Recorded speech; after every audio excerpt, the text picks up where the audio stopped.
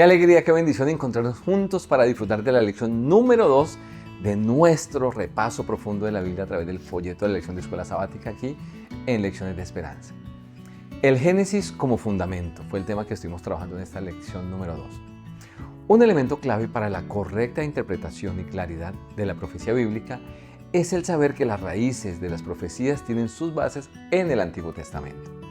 El apóstol Juan, al escribir el libro de Apocalipsis, da por sentado como cierto que sus lectores conocen bien el Antiguo Testamento, por lo que usa elementos o conceptos que para ellos son familiares y fáciles de comprender. El libro de Génesis, por ejemplo, nos muestra cómo se originó el pecado. Muchos de los conceptos presentados en Apocalipsis aparecen también en el libro de Génesis. Una temática importante esta semana era el principio de la primera mención. En el libro de Génesis es como ese texto base, es el texto general que presenta o incluye ideas o conceptos que son ampliados en detalle en otros libros de la palabra de Dios. De hecho, el primer concepto simbólico de la Biblia lo encontramos en los primeros capítulos del libro de Génesis. Allí existe un patrón que parece estar presente en el estudio de la Biblia y también en el estudio de la profecía. Y es que Dios da instrucciones y conocimientos de forma gradual o progresiva, partiendo de un concepto básico que se va ampliando a lo largo de los años según los planes de Dios. A esto los estudiosos han denominado como la ley de la primera mención. En el mundo en el que vivimos nosotros hoy hay mucha suspicacia o escepticismo por el concepto de lo que es verdad, ya que muchos consideran que esta cambia o puede llegar a cambiar con el tiempo. Sin embargo, cuando Dios establece la verdad, nunca cambia de opinión acerca de esta. Por ejemplo, Malaquías 3:6 nos recuerda que Dios nunca cambia. Podemos ver que una vez que Dios comienza a contar la verdad a sus hijos, podemos tener la plena seguridad de que las veces que ese tema o principio se presenta en la Biblia, no va a tener variación. Lo que sucede es que más bien lo amplía o lo clarifica. Partiendo de esto, entonces, podemos avanzar sabiendo que para el estudio de las profecías es de vital importancia conocer y comprender bien el libro de Génesis, donde allí se exponen conceptos claves para comprender mejor muchos pasajes y temas que serán abordados más adelante en la Biblia. Ahora, la comprensión del amor de Dios. El hecho de que hoy tengamos una naturaleza heredada pecaminosa hace que la percepción que tenemos del mundo se vea afectada por nuestras tendencias como el orgullo, el egoísmo, lo que nos lleva a ver el mundo desde nuestra limitada y contaminada visión, y no desde la perfecta y omnisciente perspectiva de Dios. Uno de los conceptos que por causa del pecado ha sido muy distorsionado es el del amor. Hoy se entiende a pensar en muchos lugares que el amor es algo centrado en la realización personal y no en el servicio. Es algo que está más centrado en nosotros que en el bienestar de los demás. Y este enfoque egoísta hace que no sea para el ser humano fácil comprender el amor como lo percibe Dios. Uno de los temas más importantes o trascendentes en la profecía es la comprensión del carácter de Dios. La Biblia nos presenta con claridad que Dios es amor. Esto es algo en lo que el enemigo se ha enfocado y se ha esforzado en distorsionar. A razón de esto es que entender el amor de Dios desde la óptica de Dios sea clave para que nosotros podamos entender lo que tiene para nosotros en la profecía. La primera vez que la palabra amor es mencionada en el Antiguo Testamento es en el libro de Génesis, capítulo 22, versículo 2, donde se menciona allí que dice, tomó a su hijo único, a quien amaba. Y en los evangelios aparece en los 4 evangelios de forma especial esa palabra amor, mirando por ejemplo Juan 3:16, ¿verdad? Que de tal manera amó Dios al mundo. Vemos una conexión entre ese versículo de Juan 3:16 y la historia de Abraham con Isaac sobre el altar, que se mencionó o leímos hace un ratito en Génesis 22.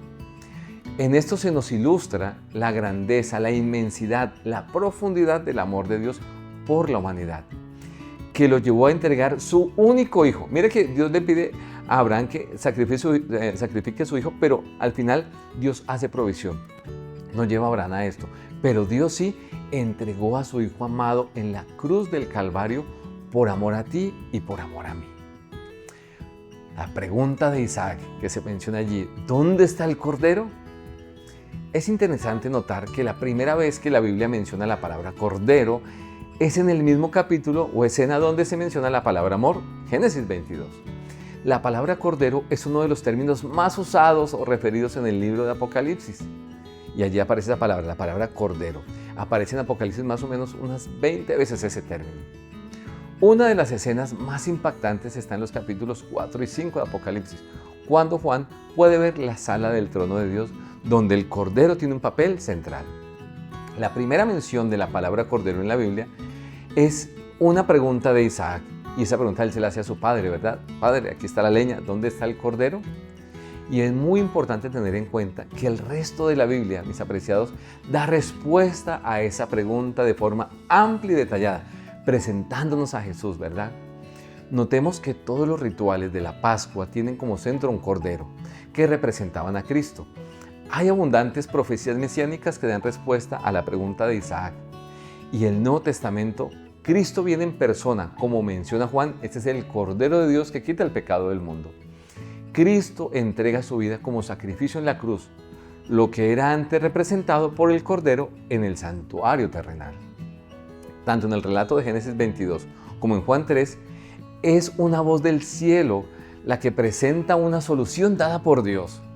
Dios hace la provisión tanto para que Isaac no muera, como para que el hombre no muera. Qué interesante, Dios siempre hace la provisión para salvarnos de la muerte. Y en Cristo, el Cordero de Dios, está la solución para la muerte para todos los seres humanos, para evitar caer en esa consecuencia terrible del pecado. Todo eso nos deja ver con claridad que Jesús, el Cordero de Dios, Él es nuestro sustituto. Tomó nuestro lugar, pagó el precio de nuestros pecados para darnos libertad y vida eterna. Esto nos lleva también a comprender mejor el Cordero inmolado que presenta Juan en Apocalipsis, cuando se le da la visión acerca del trono de Dios. Otro tema que trabajamos esta semana era acerca de la muerte. La muerte es un elemento que aparece en la realidad del ser humano a partir de la desobediencia que vino como resultado de la caída en pecado. Desde ese momento nos ha acompañado como consecuencia, pues ha traído la separación que el pecado produjo entre nosotros y Dios. En el libro de Génesis podemos ver que cuando aparece ese término, el término de la muerte, nos deja ver la gravedad del problema, pero también en esos pasajes aparece la gran solución dada por Dios para ese grande mal. La muerte en realidad no es parte de la vida como algunos plantean. La muerte es en realidad algo opuesto a la vida, es algo que según el plan original de Dios nunca debió estar presente en nuestra experiencia. Es tanto así que siempre que se presenta la muerte en nuestra vida nos produce repulsión, rechazo, es decir, no la queremos porque no fuimos diseñados para eso. Uno de esos momentos de dolor ante la muerte se dio cuando Adán y Eva tuvieron que enfrentar la terrible situación de tener que enterrar a su hijo justo, a Abel, quien fue asesinado por manos de su hermano Caín. Ahora veamos, Cristo siendo justo fue asesinado, algo similar como en el caso de Abel. ¿Crees que puede existir una muerte más injusta que la que tuvo que enfrentar Jesús? ¿Verdad que no? Pero la buena noticia es que aún para este intruso nefasto como lo es la muerte, Dios tiene una solución definitiva. Y esta se nos presenta nos la presenta Juan en Apocalipsis 1:18. Allí dice, y el que vino y estuve muerto, he aquí que vivo por los siglos de los siglos, amén, y tengo las llaves de la muerte y del Hades. Dios ya ha dado una solución para la muerte y está en Jesús. ¡Qué maravillosa noticia! Es algo que debemos no solamente recibir con alegría, sino ir a compartir con otras personas que lo necesitan. También hablamos esta semana acerca de la serpiente. Podemos notar que uno de los temas más destacados en Apocalipsis es el de la adoración. Aquí también se nos presenta un falso sistema de adoración que busca alejar a los hombres de Dios, y ese sistema es originado y promovido por Satanás, que también es presentado en el libro de Apocalipsis como el dragón y la serpiente antigua. Esto nos conecta de forma directa con el relato de Génesis, donde la serpiente logró que Adán y Eva terminaran siguiendo el plan de Satanás y llevándolos a una rebelión contra Dios. La Biblia nos presenta dos relatos en los que Satanás logra alejar a los seres humanos de la verdadera adoración a Dios. Uno de ellos es el relato que encontramos en Génesis de la caída de Adán y Eva, y el otro está en Apocalipsis 12 y 13, donde Satanás es presentado como el que engaña a todo el mundo y da poder a la bestia para que toda la tierra sea engañada y se maraville y la siga.